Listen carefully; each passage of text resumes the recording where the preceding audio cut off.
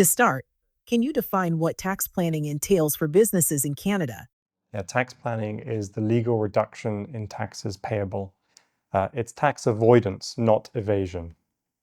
And it's generally completed through a structuring of your business to defer taxes over time, allowing you to gain some sort of competitive advantage. And why is it essential for companies of all sizes? Well, just to give an example, if you have company A that makes $1 million and company B that makes $1 million, if company A is paying 25% on that $1 million and company B is paying 50% on that $1 million, company A has an extra $250,000 a year to invest in its business and grow. And over time, compounded, company A is going to be far larger than company B.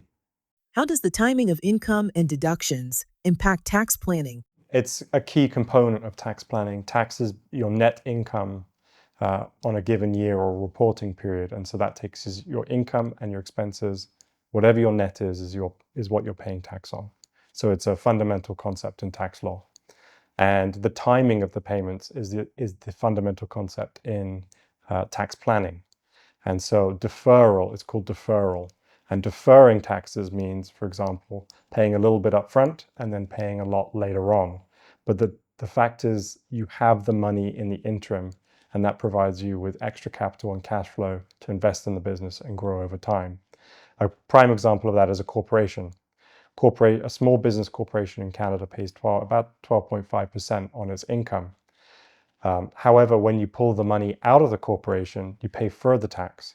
And so that is a deferral. You can keep keep the money in the corporation for as long as you want.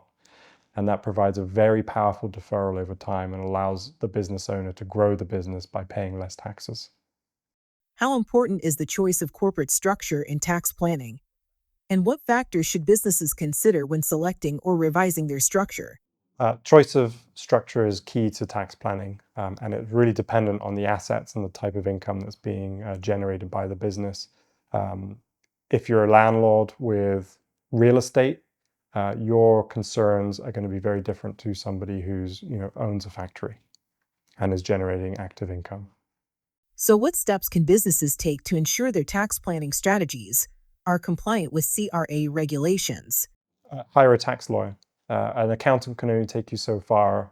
A tax lawyer reads the case law on how the actual Income Tax Act and the various tax act are applied to situations, and they have a detailed knowledge of how it will be looked at by CRA and the courts if it ever got to tax court.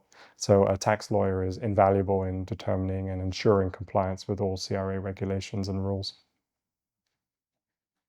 Finally, what are the top 3 best practices you recommend for businesses to implement in their tax planning strategies? Tax planning is bespoke to the individual or the family's needs. So the best thing that a business owner can do when implementing a tax strategy is to obtain advice from a tax lawyer, a tax accountant, which specialize in business and estate planning.